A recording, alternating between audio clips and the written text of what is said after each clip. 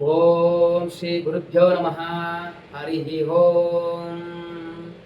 ನಮಸ್ಕಾರ ಪ್ರಿಯ ವೀಕ್ಷಕರೇ, ನಾನು ನಿಮ್ಮ ವಿಶ್ವಾನಂದ ಆಚಾರ್ಯ.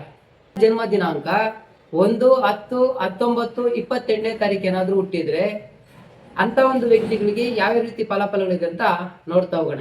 ವೀಕ್ಷಕರೇ, 1 ಅಂತಕ್ಕಂಥದ್ದು ಸೂರ್ಯನ ಸಂಖ್ಯೆ. ಸೂರ್ಯ ಅಂತಂದ್ರೆ ಅಧಿಕಾರ ಕೊಡ್ತಕ್ಕಂಥವನು. 1ನೇ ತಾರೀಕಲ್ಲಿ ಯಾರಾದ್ರೂ ಹುಟ್ಟಿದ್ರೆ ಅಂತವ್ರಿಗೆ ಒಂದು ಗಾಂಭೀರ್ಯ, ಗತ್ತು, ಒಂದು ನಾಯಕತ್ವ ಗುಣ ಇರ್ತದೆ. ಅದೇ ರೀತಿಯಾಗಿ ಸಮಾಜದಲ್ಲಿ ಒಂದು ಯಶಸ್ಸು ಸ್ಥಾನಮಾನ ಇವರಿಗೆ ಲಭಿಸ್ತದೆ. ಒಂದು ನಾಯಕತ್ವದ ಮುಂದಾಳತ್ವವನ್ನು ಮಾಡ್ತಾರೆ. ಏನೇ ಒಂದು ಕೆಲಸ ಕಾರ್ಯಗಳು ಮಾಡ್ಬೇಕಾದ್ರೂ ಅಚ್ಚುಕಟ್ಟಾಗಿ ಮಾಡ್ತಾರೆ. ಅದರಲ್ಲೂ ಅವ್ರು ಯಾರದೇ ಒಬ್ಬ ಕೈ ಕೆಳಗಡೆ ಕೆಲಸ ಮಾಡೋದಕ್ಕೆ ಇಷ್ಟಪಡಲ್ಲ. ಇವ್ರು ಇನ್ನೊಬ್ಬ 4 ಜನಕ್ಕೆ ಕೆಲಸ ಕೊಡ್ಬೇಕು ಅಂತೇಳಿ ಓನ್ ಬಿಸ್ನೆಸ್ ಮಾಡೋಂಥ ಯೋಗ ಇರುತ್ತೆ. ವೀಕ್ಷಕರೇ, ಎಲ್ರೂ ಈ 1ನೇ ತಾರೀಕು ಹುಟ್ಟಿರೋರಿಗೆ, 2ನೇ ತಾರೀಕು ಹುಟ್ಟಿರೋರಿಗೆ, 3ನೇ ತಾರೀಕು ಹುಟ್ಟಿರೋರಿಗೆ ಅಂತೇಳಿ ಸರ್ವೇ ಸಾಮಾನ್ಯವಾಗಿ ಹೇಳ್ತಕ್ಕಂಥದ್ದು ನಿಜಾನೇ.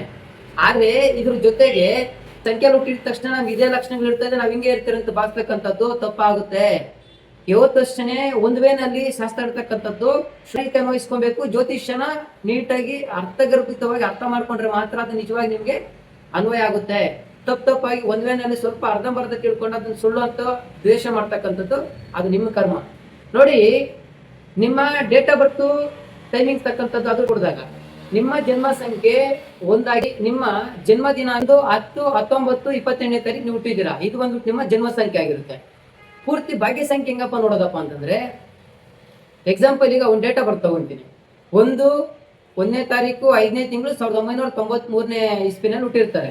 ಆಗ 1-5-1993 1519993 ಪೂರ್ತಿ ಕೊಡಿದಾಗ, ಅಂದ್ರೆ ಪೂರ್ತಿ ಕೊಡಿದಾಗ ಸಿಂಗಲ್ ಡಿಜಿಟ್ ಮಾಡಬೇಕು.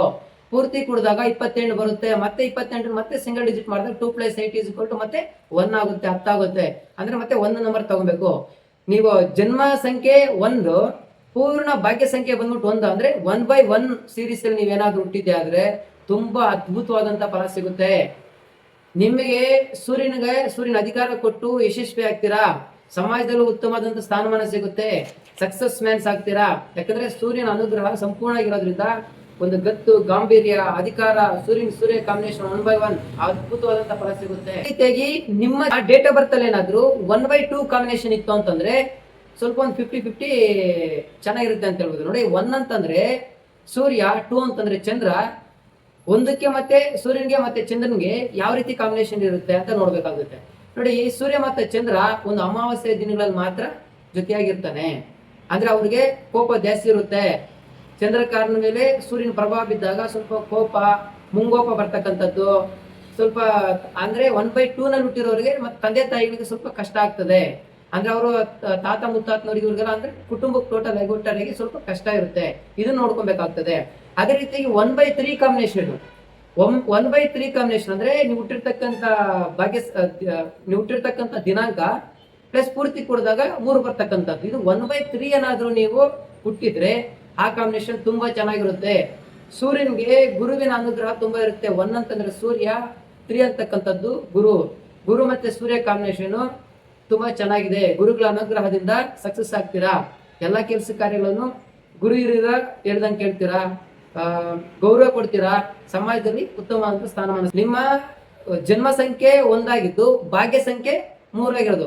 ನಾನು ಫಸ್ಟ್ ಹೇಳಿದ್ದೀನಿ, ನಾನು ಭಾಗ್ಯ ಸಂಖ್ಯೆ ಯಾವ ರೀತಿ ಕುಡ್ಕೊಬೇಕಪ್ಪ ಅಂತೇಳಿ ಈ ರೀತಿ ಇರುತ್ತೆ. ಅದೇ ರೀತಿಯಾಗಿ ನಿಮ್ಮ ಜನ್ಮ ಸಂಖ್ಯೆ 1 ಆಗಿದ್ದು ಭಾಗ್ಯ ಸಂಖ್ಯೆ 4 ಆಗಿದ್ರೆ, ಅಂದ್ರೆ ನೀವು ಪೂರ್ತಿ ಡೇಟ್ ಆಫ್ ಬರ್ತ್ ಪೂರ್ತಿ ಕೊಡಿದಾಗ ಬರ್ತಕ್ಕಂಥ ಸಂಖ್ಯೆನೇ ಭಾಗ್ಯ ಸಂಖ್ಯೆ. ಈ ಭಾಗ್ಯ ಸಂಖ್ಯೆ 4 ಆಗಿದ್ದು ಜನ್ಮ ಸಂಖ್ಯೆ 1 ಆಗಿದೆ ಅಂದ್ರೆ 1/4 ಏನಾದ್ರೂ ನೀವು ಹುಟ್ಟಿದ್ದೆ ಆದ್ರೆ ಅಂತವ್ರಿಗೆ ಸಮಾಜದಲ್ಲಿ ಅವಮಾನ ಆಗುತ್ತೆ. ನೋಡಿ, 1ನೇ ತಾರೀಕು ಹುಟ್ಟಿರ್ತೀರಾ ಆದ್ರೂ ಸಕ್ಸಸ್ ಆಗಲ್ಲ. ಇದಕ್ಕೆ ಮೂಲ ಕಾರಣ 4 ಕಾಂಬಿನೇಷನ್ ಇರುತ್ತೆ. ಸೂರ್ಯ 1 ಅಂತಂದ್ರೆ ಸೂರ್ಯ, 4 ಅಂತಂದ್ರೆ ರಾಹು. ಸೂರ್ಯ ಮತ್ತೆ ರಾಹುವಿನ ಕಾಂಬಿನೇಷನ್ ಏನಪ್ಪ ಇರುತ್ತೆ ಅಂತಂದ್ರೆ ಸೂರ್ಯ ಗ್ರಹಣ ಹಿಡ್ದಂಗೆ ಇರ್ತದೆ. ಸೂರ್ಯ ಗ್ರಹಣ ಹಿಡಿದ್ರೆ 1 ಅಂತಕ್ಕಂಥದ್ದು ಸೂರ್ಯ, 4 ಅಂತಕ್ಕಂಥದ್ದು ರಾಹು. ಸೂರ್ಯ ಮತ್ತೆ ರಾಹು ಗ್ರಹಣ ಹಿಡ್ದಂಗೆ. ರಾಹುಗ್ರಸ್ತ ಸೂರ್ಯಗ್ರಹಣ ಕಾಂಬಿನೇಷನ್ ಗ್ರಹಣ ಹಿಡ್ದಂಗೆ ಇರ್ತದೆ. 1ನೇ ತಾರೀಕು ಕೊಟ್ಟಿರೋ ಸಕ್ಸಸ್ ಆಗ್ತಾರೆ. ಆದ್ರೆ ಪೂರ್ತಿ ಕುಡಿದಾಗ 4 ಸಂಖ್ಯೆ ಬಂದಿದ್ದೆ ಆದ್ರೆ ರಾಹು ಕಟ್ ಮಾಡ್ತಕ್ಕಂಥದ್ದು. ಸಮಾಜದಲ್ಲಿ ಯಶಸ್ಸು ಕೊಡ್ತಾನೆ ಮತ್ತೆ ಕೆಳಗೆ ತಪ್ತಾನೆ. ಅದೇ ರೀತಿಯಾಗಿ ಸಮಾಜದಲ್ಲಿ ಎಲ್ಲಾ ರೀತಿಯ ಕೊಟ್ಟು ಭಂಗ ಮಾಡ್ತಾನೆ ಅಂತ ಸೂರ್ಯನೇ ಬಿಟ್ಟಿಲ್ಲ ರಾಹು.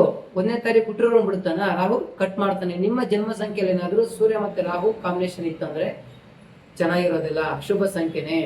ಅದೇ ರೀತಿಯಾಗಿ 1/5 ಅಲ್ಲಿ ಏನಾದ್ರು ಹುಟ್ಟಿದ್ದೆ ಆದ್ರೆ ತುಂಬಾ ಅದ್ಭುತವಾಗಿರ್ತದೆ. 1 ಅಂತಕ್ಕಂಥದ್ದು ಸೂರ್ಯ, 5 ಅಂತಕ್ಕಂಥದ್ದು ಬುಧ. ಬುಧ ಮತ್ತೆ ಸೂರ್ಯ ಕಾಂಬಿನೇಷನ್ ಏನಾದ್ರು ಬಂತಂದ್ರೆ ಅದ್ಭುತವಾಗಿರ್ತಕ್ಕಂಥ ಫಲ. ಬುಧಾಧಿಪತ್ಯ ಯೋಗ ದೊರಕುತ್ತದೆ. ಉತ್ತಮವಾದಂತ ವಾಕ್ಚಾತುರ್ಯ ಇರುತ್ತೆ, ತುಂಬಾ ಚೆನ್ನಾಗಿ ಮಾತಾಡ್ತಾರೆ. ಸಮಾಜದಲ್ಲಿ ಉತ್ತಮವಾದಂತ ಸ್ಥಾನಮಾನ ಅಂದ್ರೆ ಬುಧ ವಾಕ್ಚಾತುರ್ಯ, ಬುದ್ಧಿಕಾರಕ, ಅಧಿಕಾರ ಎರಡು ಡಬಲ್ ಧಮಾಕ, ತುಂಬಾ ಅದ್ಭುತವಾಗಿಂತ ಫಲ ಸಿಗುತ್ತೆ. ಅದೇ ರೀತಿಯಾಗಿ 1/6 ಯಾವ ರೀತಿಯಪ್ಪ ಅಂತಂದ್ರೆ 1 ಅಂತಂದ್ರೆ ಸೂರ್ಯ ಮತ್ತೆ ಶುಕ್ರ ಅಂತಂದ್ರೆ 6. 1 ಮತ್ತೆ 6 1/6 ಅಲ್ಲಿ ಹುಟ್ಟಿರ್ತಕ್ಕಂಥವ್ರು ತುಂಬಾ ಚೆನ್ನಾಗಿರ್ತಾರೆ.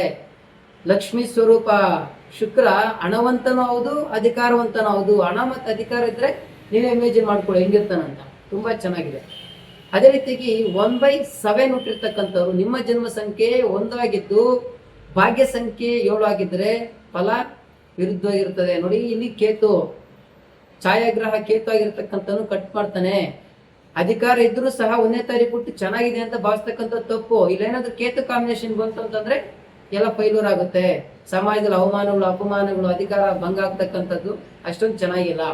ಅದೇ ರೀತಿಯಾಗಿ ನಿಮ್ಮ ಜನ್ಮ ಸಂಖ್ಯೆ 1 ಆಗಿದ್ದು ಪೂರ್ತಿ ಕೊಡಿದಾಗ date of birth month plus year ಪೂರ್ತಿ ಕೊಡಿದಾಗ 8 ಅಂತಕ್ಕಂಥದ್ದು ಬಂದಿದೆ. ಆದ್ರೆ 1/8 ಅಂತ ನಾವು ಗಣನೆಗೆ ತಗೊಬೇಕು.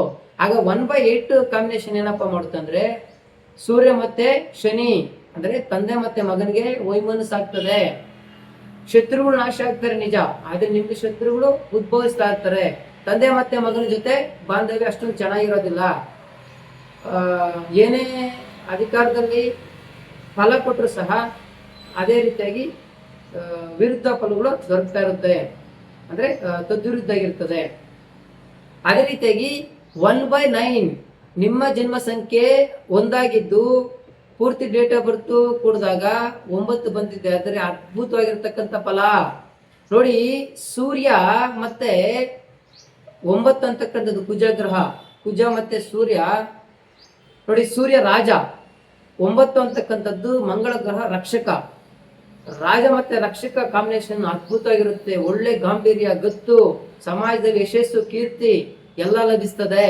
ಅದರಲ್ಲೂ ಮಂಗಳ ಮೇಷರಾಶಿಯಲ್ಲಿ ಸೂರ್ಯ ಹುಚ್ಚನಾಗಿದ್ರೆ ಯಾವ ರೀತಿ ಫಲ ಸಿಗುತ್ತೋ ಆ ರೀತಿ ಅದ್ಭುತವಾಗಿರ್ತಕ್ಕಂಥ ಫಲ ಸಿಗುತ್ತೆ. ಒಳ್ಳೆ ಯಶಸ್ಸು, ಕೀರ್ತಿ ಸಿಗ್ತದೆ. ಈ ರೀತಿಯಾಗಿ ನಿಮ್ಮ ಜನ್ಮ ಸಂಖ್ಯೆ ಒಂದೇ ತಗೊಂಡು ನಿರ್ಧಾರ ಮಾಡತಕ್ಕಂಥದ್ದು ತಪ್ಪಾಗುತ್ತೆ ವೀಕ್ಷಕರೇ. ನಿಮ್ಮ ಜನ್ಮ ಸಂಖ್ಯೆಗೆ ಭಾಗ್ಯ ಸಂಖ್ಯೆ ಕಾಂಬಿನೇಷನ್ ತುಂಬಾ ವರ್ಕ್ ಆಗಿದೆ ಅಂತಂದ್ರೆ ಅದ್ಭುತವಾಗಿರ್ತಕ್ಕಂಥ ಫಲ ಸಿಗುತ್ತೆ. ಅದೇ ನಿಮ್ಮ ಜನ್ಮ ಸಂಖ್ಯೆಗೆ ಭಾಗ್ಯ ಸಂಖ್ಯೆ ಏನಾದ್ರು ವೀಕ್ ಇದ್ದಾಗ ನೀವು ಎಷ್ಟನೇ ತಾರೀಕು ಹುಟ್ಟಿದಿರ, ಯಾವ ರೀತಿ ಮಾಡಿದಿರ ಅಂತಕ್ಕಂಥದ್ದು ತಪ್ಪಾಗುತ್ತೆ. ಈ ರೀತಿ ಒಂದೇನಲ್ಲಿ ಹೇಳ್ತಕ್ಕಂಥದ್ದು ಜ್ಯೋತಿಷ್ಯ ಸುಳ್ಳಾಗಿ ಇದಾಗುತ್ತೆ. ನ್ಯೂಮರಾಲಜಿ, ಆಸ್ಟ್ರಾಲಜಿ ಎರಡನ್ನೂ ಗಣನೆಗೆ ತಗೊಬೇಕು. ನೋಡಿ, ನ್ಯೂಮರಾಲಜಿ ಪ್ರಕಾರ 1ನೇ ತಾರೀಕು 1/1 ಹುಟ್ಟಿರ್ತಾನೆ. ಅದೇ ರೀತಿಯಾಗಿ ನಿಮ್ಮ ಜನ್ಮ ಕುಂಡಲಿ ಏನಾದ್ರು ಸೂರ್ಯ ಹುಚ್ಚನಾಗಿದ್ದು ಭಾಗ್ಯ ಸ್ಥಾನದಲ್ಲಿ, ಕೇಂದ್ರ ಸ್ಥಾನ, ತ್ರಿಕೋನ ಸ್ಥಾನ, ಲಾಭ ಸ್ಥಾನದಲ್ಲಿ ಏನಾದ್ರು ಸೂರ್ಯಗ್ರಹ ಸ್ಥಿತನಾಗಿದ್ರೆ ಅದ್ಭುತವಾಗಿರ್ತಕ್ಕಂಥ ಫಲಗಳು ನಿಮ್ದಾಗುತ್ತೆ.